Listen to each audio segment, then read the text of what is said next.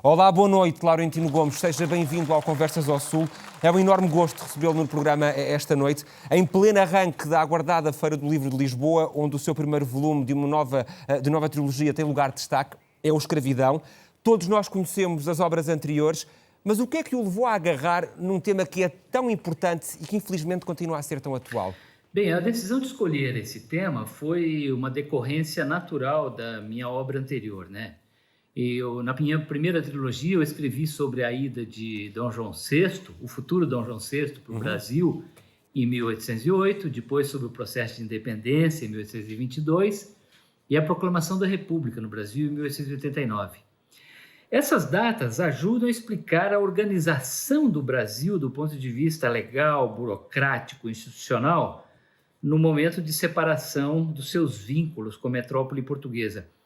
Mas aí eu me dei conta que, para entender de fato o Brasil de hoje, as nossas características do que nós chamaríamos de identidade nacional brasileira, era preciso dar um mergulho mais profundo.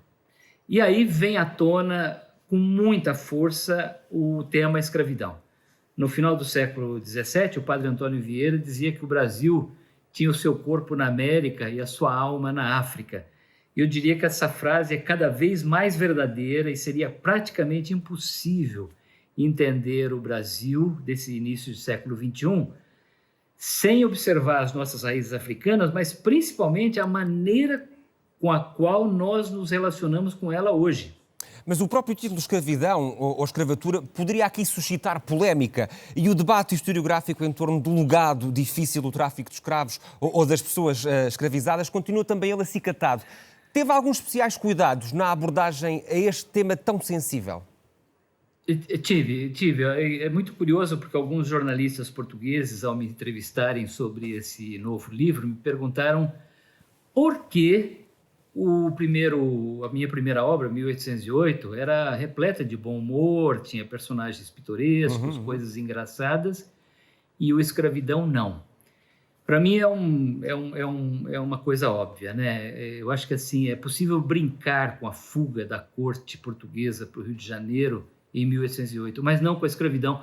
A escravidão é uma charga, uma ferida, um nervo exposto, sem dúvida, em África, no Brasil e em Portugal. Ele é um tema politicamente sensível, muito polêmico, muito controverso. Então eu tive todos os cuidados necessários. Claro que o livro tem muitas curiosidades, tem também coisas pitorescas, né?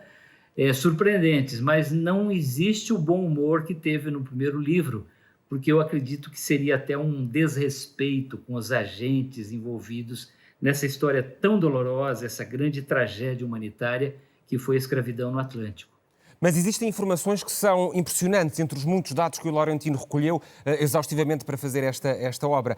Numa altura em que também parecemos ver tempos em que parece que há maior abertura para enfrentar a dimensão desta tragédia. É importante para si desmistificarmos as narrativas em prol de um entendimento? Eu acredito que sim.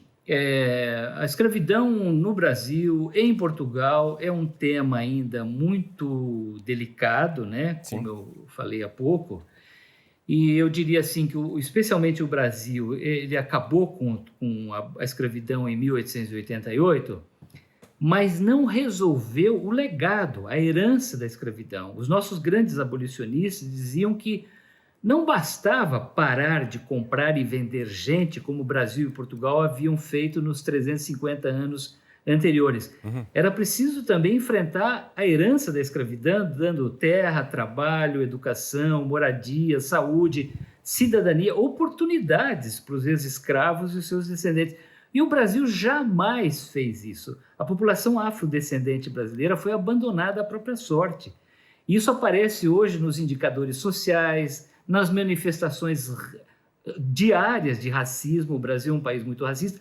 Então, eu diria assim, na impossibilidade, na hipótese de não enfrentar o problema da herança da escravidão, Brasil, mas também Portugal, construíram mitos a respeito desse tema. Então, por exemplo, de que a escravidão portuguesa e brasileira teria sido mais branda, patriarcal, mais boazinha. O que não é verdade. Quando se estuda a escravidão, observa-se que o regime de cativeiro no Brasil e em todas as colônias portuguesas foi tão violento, tão difícil, tão doloroso, tão cruel como em qualquer outro território escravista da América.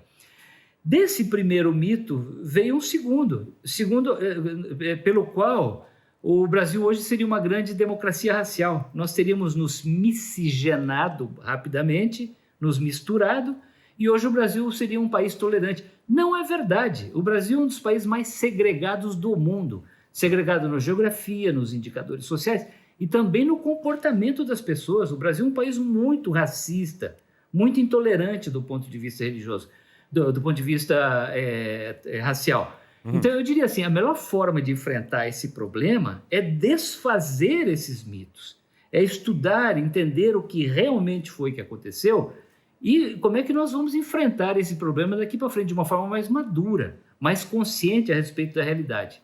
Mas pegando nas suas palavras, o que é que podemos fazer para uma espécie de catarse, de compensação justa, por este momento que foi trágico? Permita-me adicionar uma pergunta. Quem tem que fazer exatamente o quê? Bem, eu acho que o primeiro passo é justamente estudar, é refletir, é entender o que foi que aconteceu. E também chegar à óbvia conclusão que escravidão não é assunto de livro de história e de museu, é uma realidade concreta. Hoje nos países, tanto nos países escravizadores quanto nos povos que foram escravizados. Então, eu começo pelo Brasil. O Brasil tem de enfrentar urgentemente o seu maior problema nacional, que é a desigualdade social. O Brasil é um dos países mais desiguais do mundo e pobreza no Brasil é estatisticamente sinônimo de negritude. Quanto mais negra a cor da pele no Brasil, maior a chance dessa pessoa ser pobre. Quanto mais branca ela for, maior a possibilidade dela ter oportunidades, acesso aos recursos do Estado, boa renda, bons empregos, boa moradia. Então, assim, enfrentar a desigualdade social é enfrentar a herança da escravidão.